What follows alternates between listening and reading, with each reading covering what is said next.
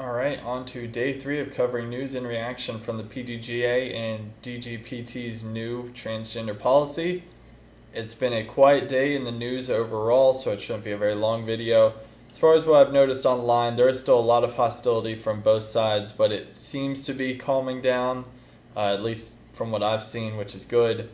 As far as trends that I've noticed today, a lot of people are not happy with Natalie Ryan's claim that FPO players are unwilling to work on their games, and that's why they want her out of the division. I'm glad that's being met with backlash. That statement had no place in disc golf, regardless of who said it. Other people are claiming that the PDGA did not do enough due diligence on all of this, did not look at the medical research or give enough time for new studies to come out on all of this before decisioning it. So that's interesting. And then lastly, I have seen reports that some top professionals have received attacks or threats in their DMs. I have not seen any threats like some people have claimed, but I have seen attacks. I think most notably Katrina Allen posted some screenshots, someone messaging her, kind of attacking her, saying that she could have done more. She's partially responsible for all of this. Which is ridiculous. Obviously, Katrina and other pros, they have their opinions one way or the other, but they're not on the board. They're not the ones actually making the decision on all this. They might have an opinion, they might have some impact on it, but at the end of the day, it comes down to the board and how they vote. So there's really no place in attacking or threatening professionals online. Moving on, so the PDGA has released their minutes from their Board of Directors Fall Summit, November 2nd, November 3rd. So day 2 is noteworthy. So the entire second day was dedicated to discussing the PDGA policy on transgender participation in gender-based divisions. The morning session began at 8 a.m. Eastern and included the following topics, which generated significant discussion. Results of the PDGA Medical Subcommittee report on considerations for women's sex-restricted divisions in PDGA events. Results of a survey of current PDGA members on transgender participation in sports and disc golf. PDGA staff feedback. Legal analysis. Discussion and presentation of position papers, academic research, and additional studies on this topic. So for those that claim that the PDGA did no due diligence on all of this, clearly that's not true. If you've read through the minutes or if you've read the long write-up they did when the policy was first announced, they certainly put in a lot of work, try to look at this from many different angles. Obviously, they could have always done more. You could always wait for the next study to come out, but they felt like at this point they had an adequate amount of research to be able to take this to a vote, and so that's what they did. So moving on, the board of directors entered into executive session the remainder of the day starting at 12 p.m. Eastern, so after 4 hours of meeting. They specifically received presentations from guest stakeholders and used the majority of time to deliberate on material presented on day 2. Significant dialogue and debate ensued, which culminated 2 weeks later with the board of directors approving the following motion via online poll. So on 11/22, they vote and approve. Effective 1/1/2023, the PDGA adopts new standards as it relates to the eligibility of transgender athletes competing in gender-based divisions. I won't read through the bullet points. I'm sure you've all seen them at this point. But what is notable is the vote ended up being 4-3. So I think that adds some merit to Natalie Ryan and others trying to take the PDGA to court.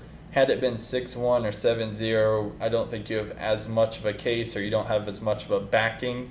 But when it's 4-3, I think it tells them that within this board, they have 3 people on their side. They potentially have 3 people willing to testify if it goes to court.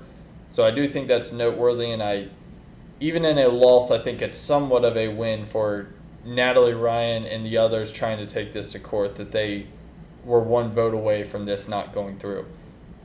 So moving on, let's check in on the GoFundMe now that I mention it. All right, so just under 9,000. That has more than doubled since I did my video yesterday, so that's noteworthy.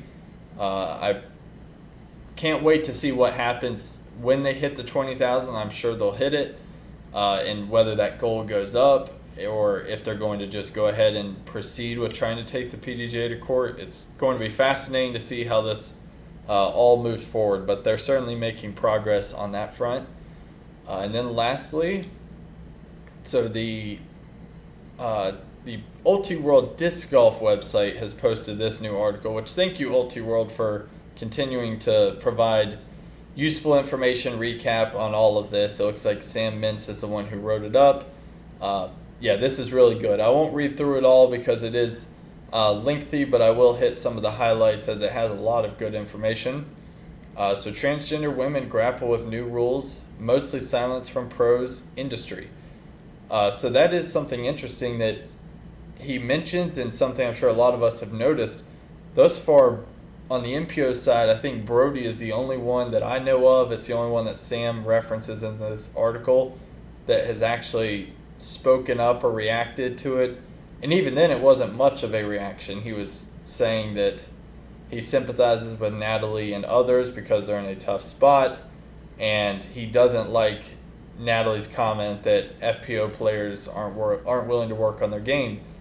Two things that I agree with, and I'm sure a lot of you agree with. You want to sympathize with Natalie and others, knowing that they feel attacked, they feel like this is unfair, but you can also acknowledge that that statement, like I said a moment ago, has no place in disc golf. So that was Brody's statement, and so far he's really the only one that's responded. But looking through this, some noteworthy items I'll mention. So Nova Polite, a transgender woman who has won the last two women's over 50 Pro World Championships and competed in the FPO division for 2 DGPT events this year, said in an interview, "She'll take part in PDGA events, but I will despise the PDGA the entire time," she said. My friends, the people I love, are people I meet while playing disc golf, and I see many of them in person solely at tournaments. I will not let the PDGA drive a wedge between me and my friends. They are all that I've got," she said. She said that the decision did not surprise her, and she felt the PDGA board was hell-bent on this outcome. She also noted that Ryan earned an invite to the PDGA Champions Cup in April, but now won't be able to take part because of new eligibility rules. "I suggest they rename it to the Some Champions Cup," she said. So interesting but notable. So although she's not leaving the sport or anything, it sounds like she'll willingly move to the MPO division, at least the way it reads. It sounds like she's not happy with the PDGA. Joanna Harper, so I won't read through all of this, but Joanna Harper, who's a trans researcher and has advised the International Olympic Committee and Sports Federation on their eligibility policies, essentially feels like the decision was premature and based on incomplete research. So that goes back to what I've been seeing a lot online, is people feeling that exact same way, that there's not enough research yet for the PDGA to be making this decision. So here we see, well, let's look here. So the trans golfers trying to process the news have also had to do so largely in a vacuum. Almost no touring players have weighed in publicly on the announcement, even though it will shake up the women's game by removing a top 10 golfer from the tour. Yeah, Natalie's 7th or 8th. It is quite notable. Ulti World Disc Golf reached out to more than a dozen of the top FPO players in the field. 2 of them said they weren't comfortable speaking about the topic, and the rest didn't respond. That's very telling. Ella Hansen posted on Twitter expressing disappointment in the decision. Steve said it good. "Disappointing but entirely unsurprising day for progress in disc golf. Love to all the trans players out there. You still have a lot of people in your corner, even if it doesn't feel like it right now." So that is noteworthy. So Ella Hansen, who is a notable name in the FPO division, speaks out by kind of acknowledging this statement here from Steve Hill. But overall, near silence from the FPO division. And then on the MPO side, I think it's even worse, which there's where Brody's reference, with just Brody speaking out this far, it's interesting. I think we're all waiting to hear more from the two sides, and yet neither side really wants to speak up because it's still such a polarizing topic, even as the PDGA has ruled, and you would think maybe some people are more willing to speak out now that the PDGA has ruled one way versus the other, and clearly that is not the case. So this is about Natalie Ryan here. The last notable thing to mention, so the 929 rated player, or sorry, I should say her name first. So Chloe Alice, The 929 rated golfer who has won 5 tournaments, including 2 A-tiers, one of them the Chain Hawk Open just a week ago, said on Instagram she's putting her discs on the shelf. So Chloe Alice is a touring FPO professional. If you weren't aware yet, I'm no longer allowed to tour and compete in the FPO division, nor will I be playing MPO, Alice wrote. She thanked friends and supporters and said she'll be taking some time to reevaluate my life and chase after a dream outside of disc golf. She says she's not surprised anymore by the vitriol of the online mob responding to any news about transgender competitors in disc golf, but she urged fans of the sport to have empathy and perspective.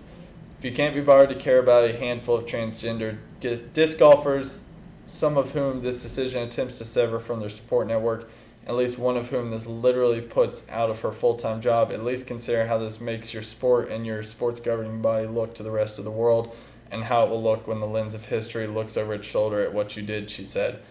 So that is notable. Chloe Alice, a touring professional, saying that she's done with disc golf. If she can't play an FPO, she's not going to play an MPO, so she's done. She's hanging them up. That is notable.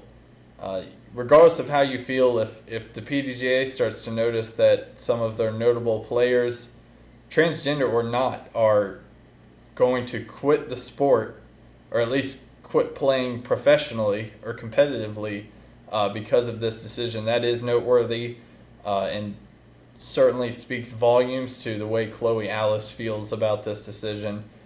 So hopefully more to come on all of this. Not that I want to see players leaving the sport, but we just want to see more reaction from MPO, FPO, everyone. We want to hear more from the people that are at the top of the game, and so far it has been mostly silent. So that's all I have. Thank you all for watching. If there's more news coming out tomorrow, I'll probably make a video on it. This one didn't have a ton of news, but I figured it was noteworthy enough to make a video on. So thanks for watching. Catch you in the next one.